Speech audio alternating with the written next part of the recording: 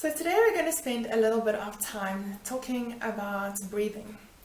Breathing is a very natural process. Luckily, it comes subconsciously without us thinking about it, but it's also something that we can change actively. And by doing that, we can really change some physiological processes in our body. So during these crazy times when we're not sure what's going on, maybe we're spending a lot more time with family or too little time with family, or you're changing your work processes, or you're not able to work at all, these really ramp up our anxiety and can ramp up our depression as well. And during these times, it will activate our sympathetic nervous system. So the sympathetic nervous system is responsible for our fight or flight mode. And that's usually what gets us, our heart starts beating, we start breathing shallowly, that activates all our accessory muscles in our neck, and we're not able to get enough oxygen. It also ramps up our stress hormones like cortisol, which is not great for us. It's not a great position to be in.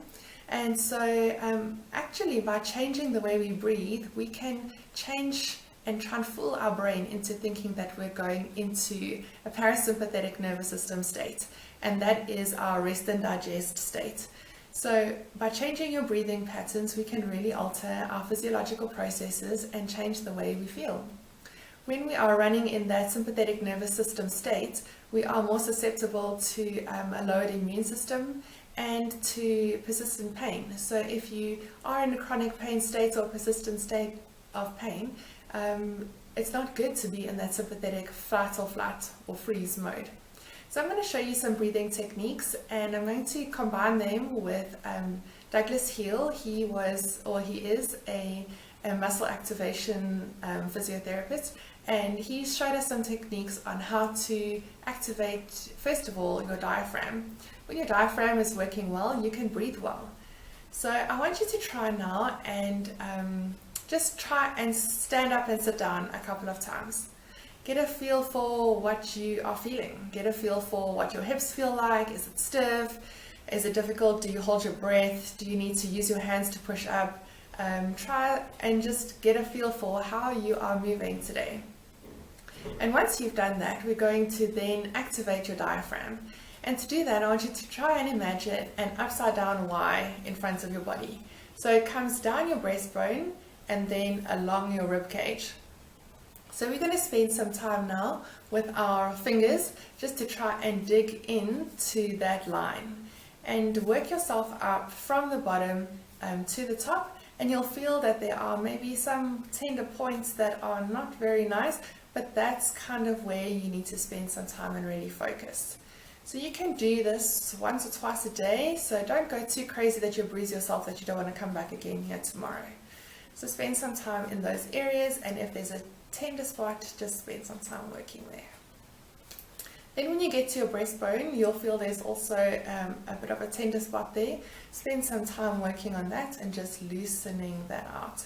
And then work yourself all the way up your breastbone until you get to the top, and then on either side of your breastbone there's also some nasty spots. So really 20 to 40 seconds, really dig into the points that are giving you trouble.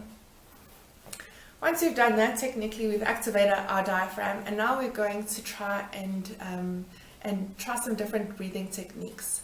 So I'm going to show you 3 to do today, and you can test them by doing a sit to stand kind of maneuver in between each one and see which one works best for you.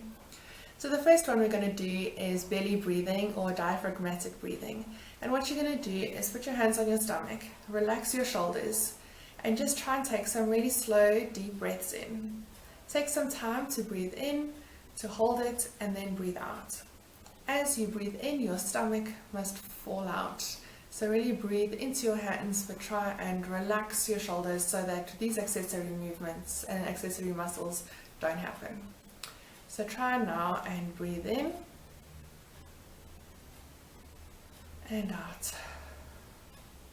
Give it a hold in between, so breathe in.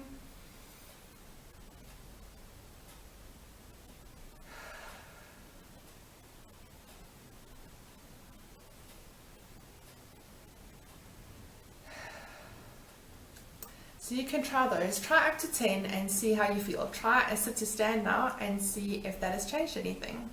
If it hasn't, try our next breathing exercise. So to do this, we're going to bring your fingers to your mouth, and we're basically going to add some resistance to your breathing. So it would be either like, as Douglas calls it, smoking a joint, or you're going to breathe or suck like a double thick milkshake through a really thin straw. So it's just basically to add some resistance to your breathing. So you're going to bring those to your lips and really suck in and draw that air in.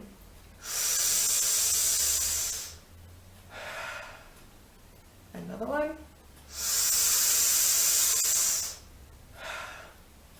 After all these breathing exercises, you probably will feel a little bit dizzy, but give it some time to settle down and then try a sit to stand again. The next one we're going to breathe is just a sigh. So this is a way of letting go. It's sometimes difficult for people to do, but give it a try, especially in these times. And when you breathe in, as you breathe out, try and breathe out with a bit of voice. So you would take a breath in and let it go with some voice. And let go of things as you breathe out. So breathe in and let it go. And try another one. And let it go. So try each of these and see which one works for you. It may not work with the muscle activation, and it may work with the muscle activation, but either way you can slow down your sympathetic nervous state and trick your body into believing that it's in that rest and digest zone. So try this in times when you're feeling anxious, if you're having a pain flare up, if you're feeling a depressive mode come in. Give them a try and see how you get on.